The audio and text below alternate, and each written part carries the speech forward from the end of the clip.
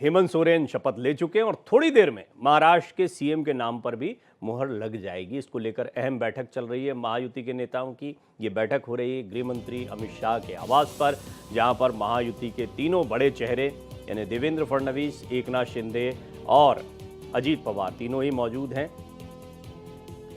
आज रात ये बैठक होगी और संभावित है मीटिंग में महाराष्ट्र सीएम के नाम का फैसला हो जाएगा। तय माना जा रहा है कि इस दौड़ में देवेंद्र फडणवीस सबसे आगे हैं, लेकिन अभी तक इसके बारे में औपचारिक पुष्टि नहीं हुई है। हालांकि कल जिस तरीके से पूरे डेवलपमेंट हुए, चाहे वो एकनाथ शिंदे की प्रेस कॉन्फ्रेंस हो, उसके बाद में देवेंद्र फडणवीस का बयान हो कि इस प्रेस कॉन्फ्रेंस की वजह से शंका लोगों के मन में ख़त्म हो गई है। रामदास आठवले तो पहले ही स्पष्ट कर चुके हैं कि देवेंद्र फडणवीस जो हैं वो अगले मुख्यमंत्री होंगे। हालांकि औपचारिक तौर पर खुद देवेंद्र फडणवीस ने या भारतीय जनता पार्टी की तरफ से कोई ऐलान नहीं किया गया है। ये बैठक बहुत महत्वपूर्ण मानी जा रही है। इसमें शिंदे, फडणवीस और अजीत पवार तीनों मौजूद रहेंगे। ये तय माना जा रहा है कि देवेंद्र फडणवीस के नाम पर मुहर लगेगी और सीटों का जो बंटवारा है या फिर मंत्री पद को लेकर जो बंटवारे होंगे उस पर विचार विमर्श हो सकता है। ख़ास तौर पर एकनाथ शिंदे को लेकर ये पहले से ही कहा जा रहा था। एकनाथ शिंदे की हल्की नाराज़गी भी देखने को मिली थी, लेकिन इसके बाद में उन्होंने कल स्पष्ट कर दिया कि मैं एक सामान्य कार्यकर्ता के तौर पर हूं। प्रधानमंत्री मोदी, गृह मंत्री अमित शाह दोनों से बात हुई है। मैंने उनको बता दिया है आप लोगों का जो फैसला होगा हमें मंजूर होगा। बीजेपी का जो भी चेहरा होगा उसको हमारा पूरा समर्थन रहेगा। जैसी बातें कल अपनी प्रेस कॉन्फ्रेंस में एकनाथ शिंदे ने कही थी। अब उनको एक डिप्टी सीएम पद ऑफर किया जा सकता है, वो बनते हैं, उनके बेटे बनते हैं, किसी अन्य चेहरे को बनाया जाता है। इसी तरह केंद्र में एक और केंद्रीय मंत्री पद उनको दिया जा सकता है। खैर, अजीत पवार ने इस पर क्या कहा है पहले आपको सुनवाते हैं। आज पहली दफा रिजल्ट्स आने के बाद हम दिल्ली आए हैं। एक हमारी मीडिया के साथ भी हमें एक मीटिंग यानी लंच करना था, वो भी हमने किया। हर साल प्रफुल्ल भाई पटेल साहब अपने घर में सबको न्योता देते हैं और एक डिनर लंच करते हैं, उसी का एक कार्यक्रम था। और रात को हम एकनाथ जी शिंदे हो, मैं हूँ या देवेंद्र फडणवीस हो या बाकी हमारे साथी सब मिलके हम मीटिंग में बैठने वाले हैं और 9 बजे के बाद शायद वो मीटिंग शुरू हो जाएगी और उसमें तय होगा कि क्या करना क्या नहीं करना, आगे की लाइन ऑफ एक्शन क्या रहेगी, इसके बारे में सभी बातें हो जाएंगी। तो बैठक के विषय में अजीत पवार जानकारी दे रहे थे। प्रफुल्ल पटेल हर साल एक लंच का आयोजन करते हैं, उसमें वो आए थे, लेकिन साथ ही साथ उन्होंने इस मीटिंग के बारे में जानकारी दी। ये भी एक औपचारिकता मानी जा रही है क्योंकि काफ़ी दिनों से बातचीत चल रही है। नतीजे आने के बाद से ही लैंडस्लाइड विक्ट्री, ज़बरदस्त विक्ट्री भारतीय जनता पार्टी की रही। 132 सीटों के साथ बहुत मजबूत स्थिति भारतीय जनता पार्टी ने बनाई। उसके बाद से ही ये तय हो गया था कि बीजेपी का चेहरा मुख्यमंत्री के तौर पर दिखाई दे सकता है। हालांकि एकनाथ शिंदे की नाराज़गी हो, उनके समर्थकों का उत्साह जो अयोध्या में पोस्टर वगैरह लगाए थे, खैर अब ये सारी चीज़ें स्पष्ट हो गई हैं। जैसा देवेंद्र फडणवीस ने भी कल बयान दिया कि सारी शंकाओं का समाधान हो गया होगा। मेरे सहयोगी रमेश आपको इस बैठक के बारे में ज़्यादा जानकारी देंगे। रमेश, आज जो बैठक होने वाली है इसमें मुझे लगता है कि बहुत महत्वपूर्ण रहने वाला है कि मंत्री पद का बंटवारा कैसे होगा, ख़ासतौर पर क्या फॉर्मूला एकनाथ शिंदे को सुझाया जा सकता है और क्या क्या मुद्दे हो सकते हैं बैठक के। देखिए, अब तो ये तय हो गया है कि जो मुख्यमंत्री का चेहरा है वो बीजेपी का होगा और देवेंद्र फडणवीस उसमें पहला नाम है। तो अब इस पर अंतिम मोहर गृह मंत्री अमित शाह के घर पे जो महत्वपूर्ण बैठक होने वाली है उस बैठक में मोहर लगेगी। पर कहीं ना कहीं एकनाथ शिंदे के बयान से यह स्पष्ट हो गया कि एकनाथ शिंदे ने बीजेपी की बात मान ली है और उन्होंने स्पष्ट कहा कि जो प्रधानमंत्री नरेंद्र मोदी और गृह मंत्री अमित शाह कहेंगे उनका आदेश सर माथों पे होगा। तो अब ये चीज़ें अटकलेबाजी खत्म हो गई हैं। रही बात मंत्री पद की सवाल, तो हर 7 विधायक पर एक मंत्री का पद मिलेगा। तो कहीं ना कहीं आप देखिए कि जो उप मुख्यमंत्री की बात है तो 2 उप मुख्यमंत्री हो सकते हैं और 2 उप मुख्यमंत्री दोनों गुट के, अजीत पवार गुट के और एक एकनाथ शिंदे गुट के। देखना होगा कि क्या मुख्यमंत्री उप मुख्यमंत्री बनने को तैयार होते हैं या उनको कोई और बड़ा पोर्टफोलियो दिया जाता है। केंद्र की में भी मंत्री बनाने की बातचीत चल रही है। देखना होगा एकनाथ शिंदे क्या चुनते हैं, क्योंकि एकनाथ शिंदे को भी भरपूर समर्थन मिला है और वही उनके जो कार्यकर्ता हैं वो लगातार यही मांग कर रहे हैं कि उनके नेतृत्व में चुनाव लड़ा गया, उनके कार्यों पे मतदान हुआ, तो इसलिए एकनाथ शिंदे को मुख्यमंत्री बनाया जाए। पर एकनाथ शिंदे के बयान के बाद अब ये चीज़ें स्पष्ट हो चुकी हैं। रात में बैठक होगी और बैठक के बाद जो मंत्री का फार्मूला होगा, क्योंकि कई प्रमुख मंत्रालय हैं, वो किसको दिया जाएगा इसको लेकर चर्चा होगी, और शपथ ग्रहण कब होगा और साथ ही साथ शपथ ग्रहण में किन किन मंत्रियों को शपथ दिलाया जाएगा इस पर भी चर्चा होगी। रमेश, जितना मैं एकनाथ शिंदे की राजनीति को समझ पाया, वो महाराष्ट्र की सियासत को छोड़ना नहीं चाहते हैं। मुझे याद है कि जिस समय ये उठापटक चल रही थी, शिवसेना को लेकर बहुत सारे सवाल थे, कानूनी लड़ाई भी चल रही थी, फिर फाइनली तो उनको शिवसेना का नाम मिल गया। लेकिन उससे पहले एकनाथ शिंदे भी ये कई बार कह चुके हैं कि महाराष्ट्र की सियासत में वो बने रहेंगे।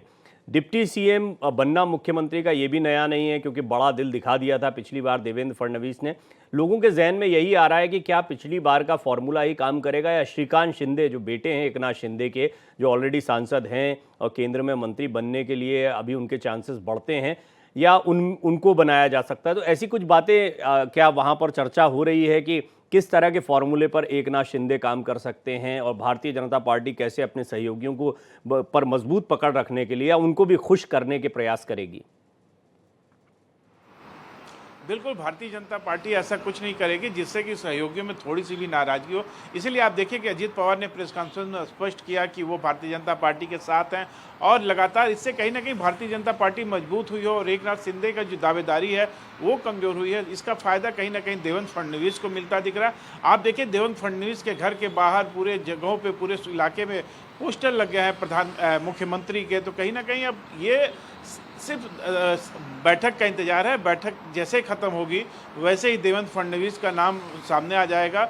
और जहाँ तक रही एकनाथ शिंदे की महाराष्ट्र की राजनीति की बात, तो एकनाथ शिंदे महाराष्ट्र की राजनीति नहीं छोड़ना चाहेंगे, और कोई भी नेता, कोई भी जो बड़ा नेता होता है वो प्रदेश की राजनीति नहीं छोड़ता है। आप देखिए नीतीश कुमार को देख लीजिए, बिहार के लगातार मुख्यमंत्री बने रहे हैं, वो केंद्र में राजनीति नहीं करना चाहते हैं, और बिहार की राजनीति, इसी तरह तमाम प्रदेशों के नेताओं की स्थिति यही है।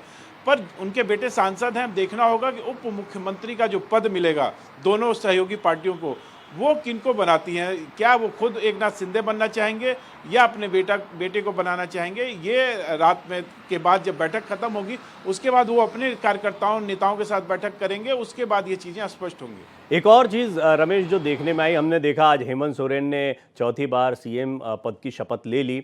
हेमंत सोरेन की भी बड़ी शानदार जीत रही, लेकिन उससे ज़्यादा क्लियर मेजॉरिटी या बहुत ही ज़बरदस्त प्रदर्शन महायुति का महाराष्ट्र में देखने को मिला, खासतौर पर भारतीय जनता पार्टी का, और समय उससे ज़्यादा लग गया। और ये हम देखते हैं कि आमतौर पर ये तभी होता है जब खींचतान चल रही हो। मुझे लगता है कि अभी जिस तरह से सबके बयान आ चुके हैं, खींचतान पर तो विराम लग गया है, फिर भी ये इंतज़ार इतना लंबा क्यों हुआ? और ये सवाल इसलिए खड़ा होता है कि क्या देवेंद्र फडणवीस का नाम सचमुच में बहुत फाइनल है, या वो ब्राह्मण चेहरा, कोई ओबीसी चेहरा भी हो सकता है। कई बार बीजेपी सरप्राइज भी करती है। ऐसी कुछ अटकलें या बातचीत भी चल रही है? देखिए, जो सूत्रों से जानकारी मिली है, संघ का देवेंद्र फडणवीस के नाम पर पूरा समर्थन है, और संघ भी चाहता है कि देवेंद्र फडणवीस को, जिस तरह से संघ के नेताओं का कहना है कि देवेंद्र फडणवीस जिस तरह से कार्य किया उन्होंने, और उसके बाद जो संघ के अधिकारी लगे, वो तमाम संघ के बड़े नेता जो उस पूरे महाराष्ट्र चुनाव में लगाए गए, दिल्ली के टीम से बुलाए गए, नॉर्थ ईस्ट से बुलाए गए, तमाम ऐसे आरएसएस के जो बड़े चेहरे हैं वो लगाए गए, और उन बड़े चेहरों का समर्थन देवेंद्र फडणवीस के नाम पे है। तो कहीं इसमें कोई नहीं है दो राय कि भारतीय जनता पार्टी हमेशा एक सरप्राइज देती है, और कोई ना कोई सरप्राइज हो भी सकता है, क्योंकि जो भी हमारे पास जानकारी है इस सूत्रों से जानकारी मिली है।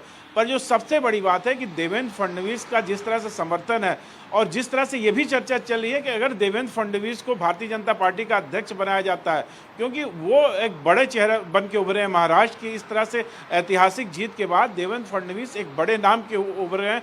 जिस तरह से आप मध्य प्रदेश में देखिए, शिवराज सिंह चौहान जीत के बाद उभरे थे, तो ये तय है। और साथ ही साथ लेट इसलिए हुआ कि कहीं ना कहीं भारतीय जनता पार्टी ये नहीं चाहती थी कि उसके सहयोगी दल नाराज हो, और इसी का फायदा आपने देखिए कि संजय राउत कहते हैं कि अभी मुख्यमंत्री अभी तक नहीं बना पाए, और इतना लेट हो रहा है, इतने खींचातान चल रही है। वो भी लगातार ये कहते रहे कि शिवसेना के नेता को मुख्यमंत्री बनाना चाहिए। तो विपक्ष को भी मौका मिला इस विलंब का, पर देर से आए पर दुरुस्त आए, ये वाली कहावत लागू होगी, और भारतीय जनता पार्टी आज शाम के बैठक के बाद महाराष्ट्र के मुख्यमंत्री का चेहरा घोषित कर देगी। जी हाँ, एक बार फिर अपडेट ज़रा दर्शकों को दे देते हैं। देवेंद्र फडणवीस का नाम लगभग तय माना जा रहा है। ये बिल्कुल जैसा हमारे सहयोगी रमेश बता रहे हैं, ये इसलिए भी महत्वपूर्ण है क्योंकि देवेंद्र फडणवीस वो चेहरा रहे हैं जिनके नेतृत्व में न सिर्फ भारतीय जनता पार्टी ने ये चुनाव लड़ा और बहुत शानदार प्रदर्शन, अपना अभी तक का सबसे बढ़िया प्रदर्शन भारतीय जनता पार्टी करने में कामयाब रही, बल्कि जब क्राइसिस का समय रहा है उस क्राइसिस मैनेजमेंट में या सहयोगी दलों को साधे रखने में या नए सहयोगियों को साथ में लाने में देवेंद्र फडणवीस हमेशा कामयाब हुए हैं। शिंदे का आना हो, अजीत पवार का आना हो, इसका श्रेय हमेशा देवेंद्र फडणवीस को दिया जाता है। वो इस सियासत के बड़े मंजे हुए खिलाड़ी अब बन गए हैं। नागपुर के सबसे युवा महापौर, सबसे युवा पार्षद, बहुत कम उम्र में अपनी राजनीति की शुरुआत करने वाले देवेंद्र फडणवीस अब पहली चॉइस के तौर पर दिखाई देते हैं। हालांकि जब तक औपचारिक पुष्टि नहीं होती इसका इंतजार करना होगा, लेकिन आज की बैठक में मुहर लग सकती है, नाम की घोषणा हो सकती है। भारतीय जनता पार्टी की तरफ से बताया जा सकता है कि महाराष्ट्र में उनका मुख्यमंत्री पद का चेहरा कौन है और उस दौड़ में सबसे आगे दिखाई देते हैं देवेंद्र फडणवीस। हालांकि भारतीय जनता पार्टी की परिपाटी रही है कि नेता अपना नाम स्वयं नहीं बोलते हैं और कई बार नेताओं के अपना नाम बोलने के बाद में क्या हुआ ये इसके भी कई उदाहरण मिलते हैं, इसलिए भी एहतियात बरती जाती है। रमेश इस बैठक पर नज़र बनाए हुए हैं। रमेश, एक और अहम बात यह है कि महाराष्ट्र की सियासत अब पहले से ज़्यादा स्थिर दिखाई देगी और इस स्थिरता की वजह यह है कि बेशक clear majority Bharatiya Janata party के पास अकेले नहीं है, लेकिन कई छोटे दलों के साथ, निर्दलियों के साथ मिलकर खुद उनकी 132 सीटें हैं जो बहुमत के आंकड़े के बहुत करीब हैं, बहुत ज़्यादा दिक्कत नहीं है। इसके बाद ज़्यादा स्टेबिलिटी अब इस बार महाराष्ट्र की सरकार में देखने को मिलेगी और एक जो परिपाटी चली आई है महाराष्ट्र की सियासत में कि कोई मुख्यमंत्री, हालांकि देवेंद्र फडणवीस ने पिछली बार ही 5 साल पूरे किए थे और ऐसा करने वाले दूसरे मुख्यमंत्री बने और उसके बाद में एक बार फिर उनको मौका मिल रहा है, तो ऐसा लगता है कि एक बड़ा मौका उनके सामने है जब वो फिर से ये वाली नज़ीर पेश कर पाए कि महाराष्ट्र में एक स्थायी मुख्यमंत्री लंबे समय के लिए रह सकता है। बिल्कुल, आप देखें कि देवेंद्र फडणवीस बहुत फ्लेक्सिबल नेता हैं, वो सबके साथ एडजस्ट हो जाते हैं और यही कारण है कि अमित शाह और प्रधानमंत्री नरेंद्र मोदी दोनों के वो चहेते हैं, इसीलिए उनका नाम भारतीय जनता पार्टी के राष्ट्रीय अध्यक्ष के रूप में भी चल रहा है। तो देवेंद्र फडणवीस, आप देखें कि चाहे एकनाथ शिंदे को लाना हो, चाहे उनको मुख्यमंत्री बनाना हो, देवेंद्र फडणवीस ने खुद कहा कि उनको मुख्यमंत्री बनाया जाए। तो संबंध अच्छे हैं, पर मुख्यमंत्री एक बड़ा पद होता है और हर नेता चाहता है कि वो राज्य का मुख्यमंत्री बने। तो चाहे अजीत पवार हो, चाहे एकनाथ शिंदे हो, चाहे देवेंद्र फडणवीस हो, ये सारे नेता चाहते हैं मुख्यमंत्री बनना, पर मुख्यमंत्री बनने की जो चाबी है भारतीय जनता पार्टी के पास है और भारतीय जनता पार्टी अपने दल के जो सबसे बड़े नेता हैं, जो लगातार जिनके पास लंबा अनुभव है सरकार चलाने का, उसे मुख्यमंत्री बनाने जा रहे हैं। अब देखना होगा, इंतजार करना होगा रात की बैठक का। बैठक के बाद चीज़ें और ज़्यादा स्पष्ट हो जाएंगी। रमेश, अभी जो आपने बातें बताई उसमें सबसे महत्वपूर्ण और दिलचस्पी बढ़ाने वाली चीज़ ये है कि देवेंद्र फडणवीस का नाम राष्ट्रीय अध्यक्ष पद की दौड़ में भी है। हमने दर्शकों को बताया था कि किस तरीके से संगठन पर भी भारतीय जनता पार्टी अब काम कर रही है, अलग अलग राज्यों में पर्यवेक्षक नियुक्त कर दिए गए हैं। इस सब के साथ में राष्ट्रीय अध्यक्ष हैं जेपी नड्डा, जो वर्तमान में केंद्रीय मंत्री भी हैं, और उनकी जगह कौन लेगा को लेकर ये सवाल चलता रहा है। तो देवेंद्र फडणवीस एक चेहरे के तौर पर उभर कर सामने आए हैं, संघ के बहुत करीब माने जाते हैं। ऐसा माना जाता है कि संघ और पार्टी के बीच में सामंजस्य बनाने की उनकी नीति और उनकी सलाहियत वैसी ही है जैसे नितिन गडकरी साहब की हुआ करती थी, और नितिन गडकरी को भी इसी तरीके से राष्ट्रीय अध्यक्ष पद मिला था। उससे पहले वो महाराष्ट्र के अध्यक्ष रहे। तो देवेंद्र फडणवीस एक बड़ी चॉइस हो सकते हैं। ये बात बिल्कुल ठीक आप कह रहे हैं रमेश।